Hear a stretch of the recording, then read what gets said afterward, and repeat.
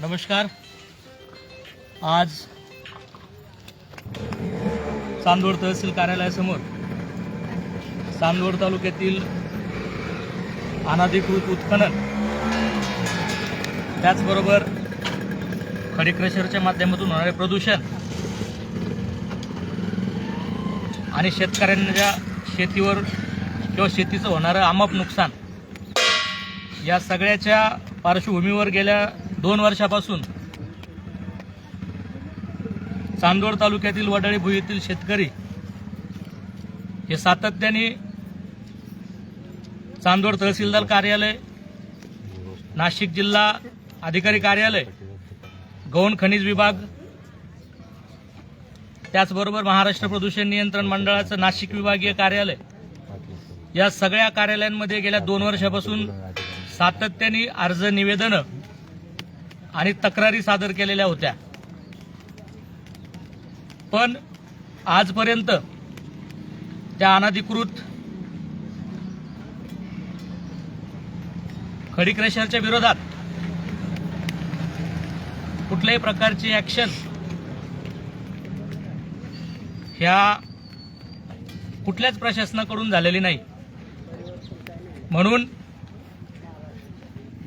परिवर्तन कामगार सेनेच्या माध्यमातून आज दिनांक 19 जानेवारी 2026 रोजी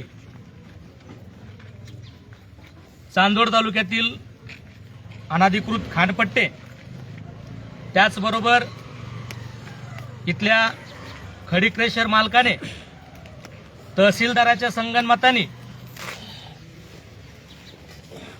इथल्या शासनाचा प्रचंड प्रमाणात महसूल बुडवलेला आहे। त्या अनुषंगाने आम्ही आज रोजी या ठिकाणी परिवर्तन कामगार सेनेच्या माध्यमातून आमरण उपोषण तसंच थाळीनाद यासाठी तहसील चांदवड कार्यालय या ठिकाणी बसलेलो आहोत। तुम्ही बघत असाल की त्या खडी क्रशरचा, शिवराज स्टोन क्रशर आणि केदराई माता स्टोन क्रशर, या दोन्ही स्टोन क्रशरचा संबंधित शेतकऱ्यांना प्रचंड प्रमाणात त्रास होत असून चांदवड तालुक्यातील कृषी विभागाचा रिपोर्ट असा सांगतो की सदरील खडी क्रशरच्या आजूबाजूची जी शेती आहे ती 70 ते 80% ही नापीक झालेली आहे। त्याचबरोबर जिल्हा परिषद बांधकाम विभागाचा रिपोर्ट आहे की मायनिंग आणि ब्लास्टिंगमुळे शेजारच्या घरांना तडे गेलेले आहेत।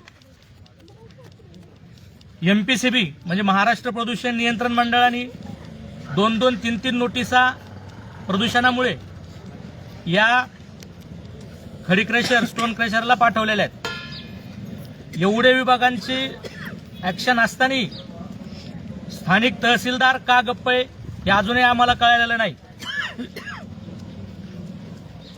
का शेतकऱ्याचा जीव गेल्यानंतर इथल्या तहसीलदारला जाग येणार आहे? गेल्या 9-10 वाजेपासून इथं शेतकरी बसलेले आहेत, अजूनही गेंड्याची कातडी घातलेल्या या तहसीलदाराला जाग आलेली नाही।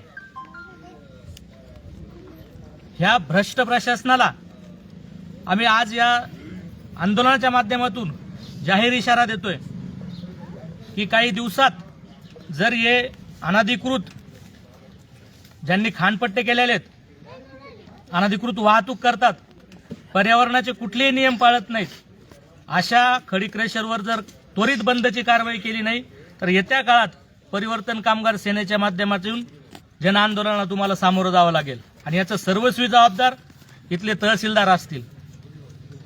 मी तहसीलदारांच्या आठवणीत आणून देऊ इच्छितो की मागच्याच हिवाळी अधिवेशनामध्ये